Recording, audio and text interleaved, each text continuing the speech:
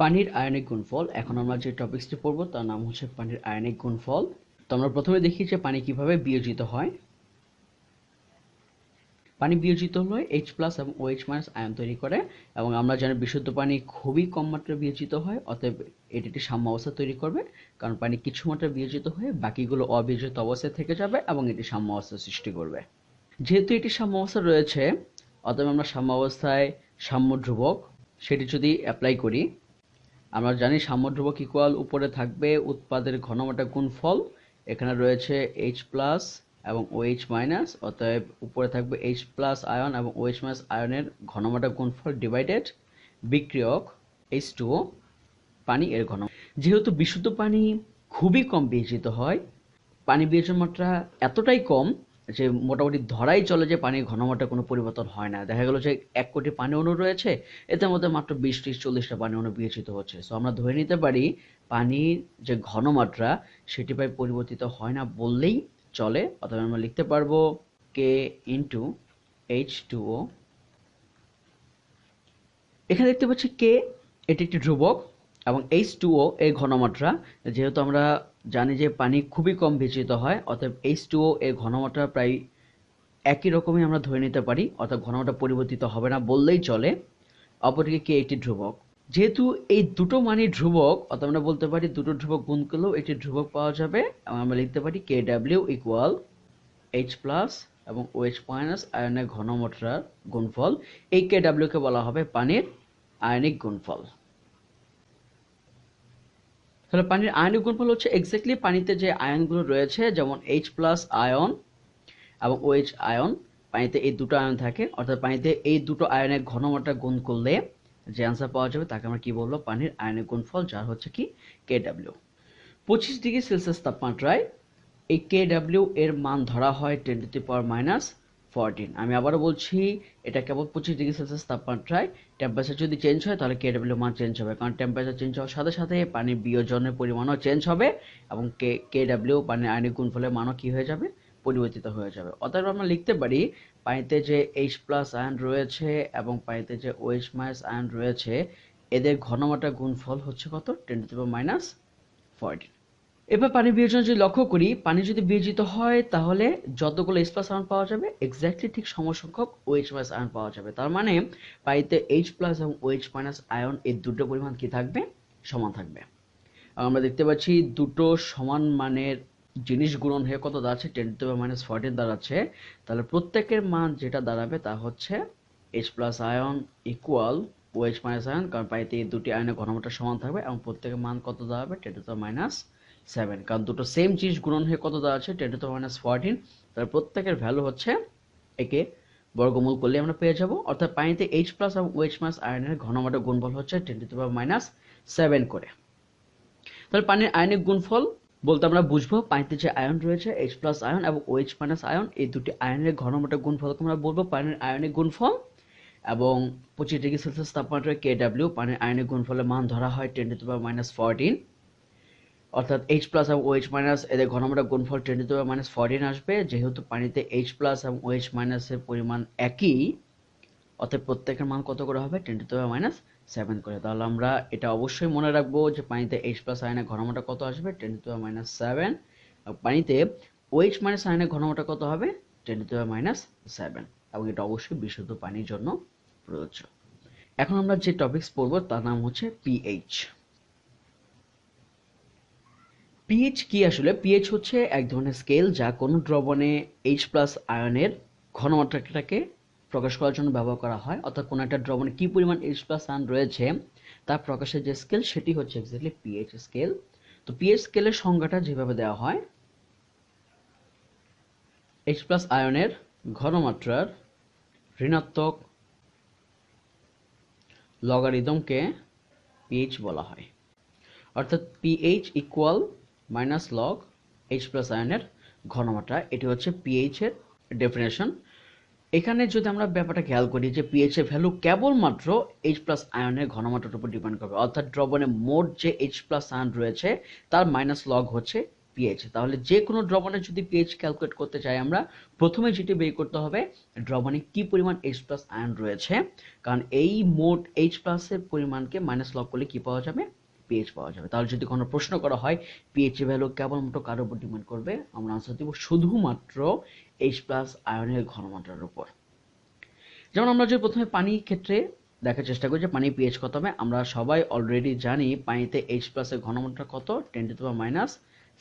অতএব যদি আমরা পানির পিএইচ হিসাব করতে যাই, pH equal minus log H+ আয়নের ঘনমাত্রা, এবং আমরা সবাই জানি পানিতে H+ আয়নের ঘনমাত্রা হচ্ছে 10⁻⁷, এটাকে মাইনাস লগ করলে পাওয়া যাবে 7, অর্থাৎ পানির পিএইচ কত দাঁড়াচ্ছে, 7 দাঁড়াচ্ছে।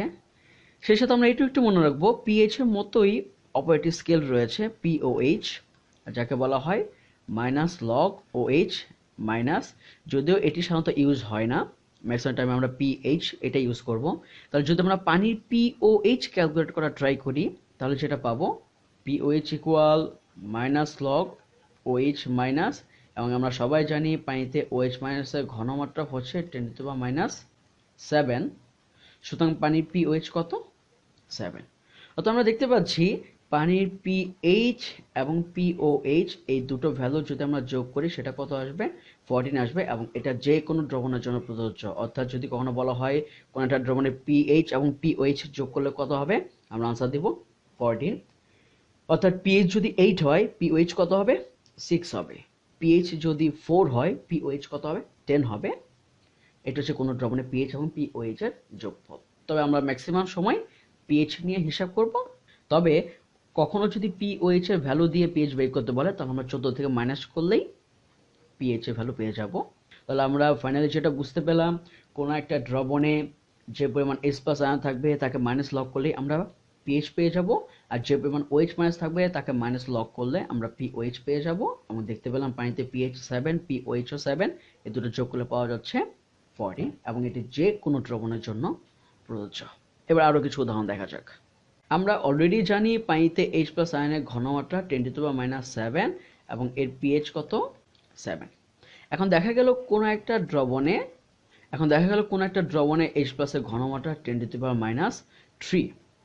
আমরা জানি 10⁻⁻3 এই মান অবশ্যই 10⁻⁷ এর চাইতে বড়, যেহেতু 10⁻³ এই সংখ্যাটা 10⁻⁷ এর চাইতে বড়, অর্থাৎ আমরা বলতে পারি এখানে H+ এর পরিমাণ বেশি রয়েছে, এবং এটা একটাই অম্লীয় দ্রবণ। কেমন দ্রবণ, অম্লীয় দ্রবণ, কারণ এখানে H+ এর পরিমাণটা পানিতে যতটুকু H+ রয়েছে তার চাইতে বেশি।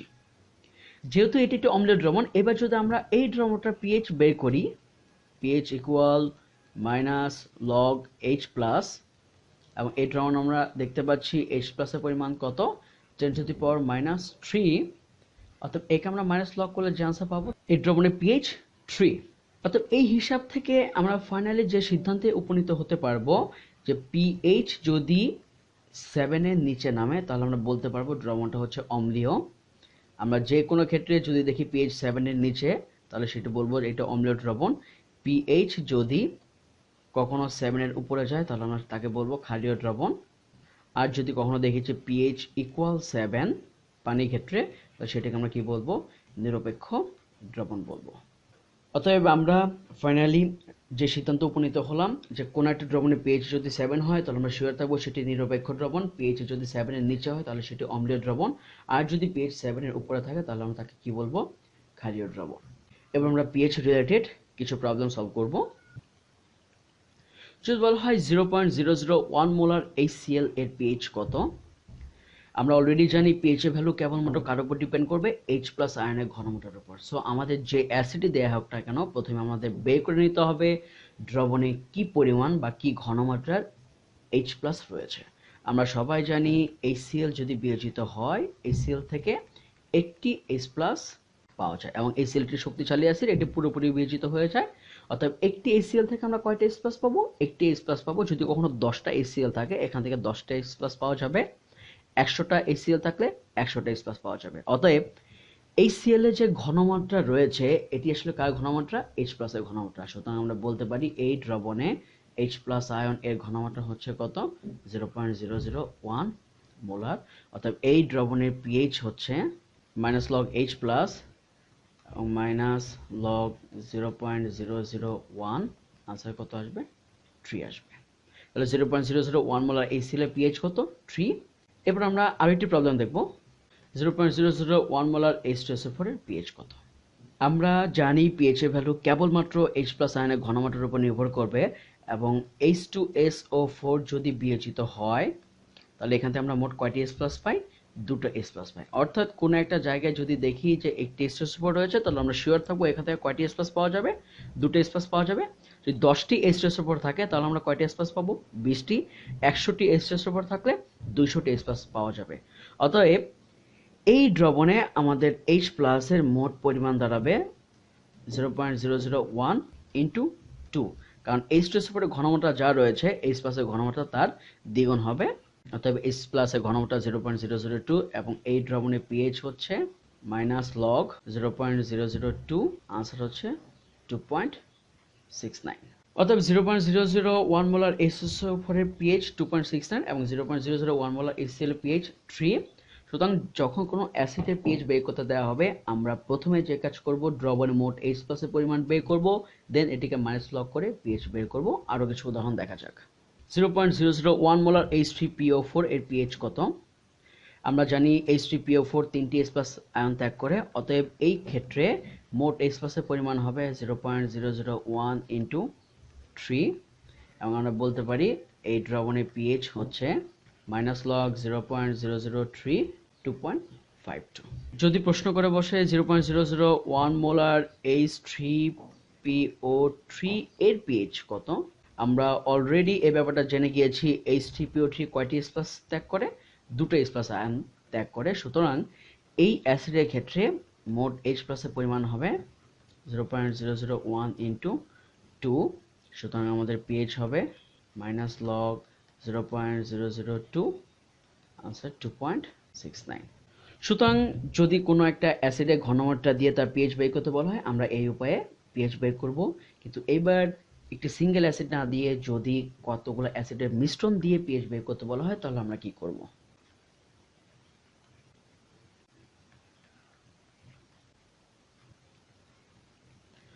যদি এই টাইপের একটা মিশ্রণ দিয়ে বলা হয় 0.001 মোলার HCl, 0.001 মোলার H2SO4 এবং 0.001 মোলার নাইট্রিক অ্যাসিড। একটা ভাবে একটু বলে রাখি, আমি সবকটা অ্যাসিডের ঘনমাত্রা একই নিয়েছি, বাট প্রশ্নে একই থাকতে পারে, আলাদা থাকতে পারে, যে কোনো ঘনমাত্রা থাকতে পারে।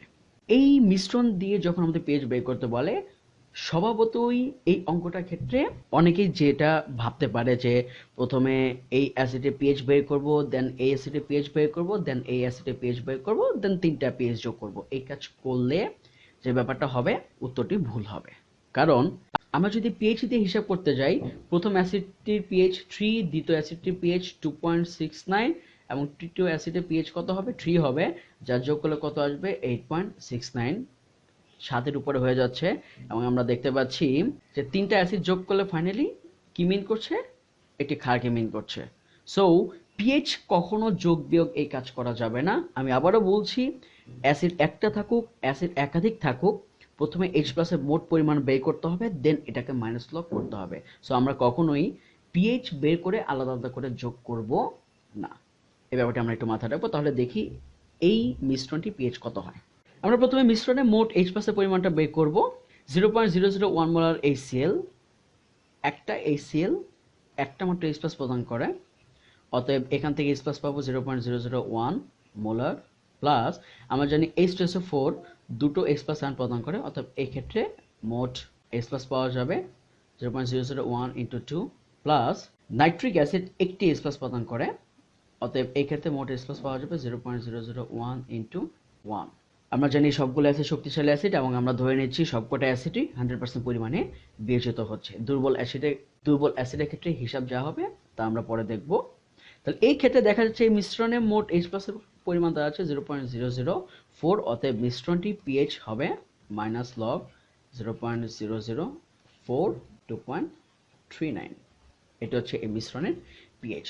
তাহলে আমাদের একটি সিঙ্গেল অ্যাসিড হোক অথবা একাধিক অ্যাসিডের মিশ্রণ দেওয়া হোক, আমরা প্রথমে কি বের করে নেব? H+ এর মোট পরিমাণ, দেন একে মাইনাস লগ করে আমরা দ্রবণটির পিএইচ বের করব। এরপরে লেকচারে আমরা দেখব কিভাবে ক্ষারীয় দ্রবণের পিএইচ বের করা যায় এবং কিভাবে দুর্বল অ্যাসিডের পিএইচ বের করা যায়। ধন্যবাদ সবাইকে।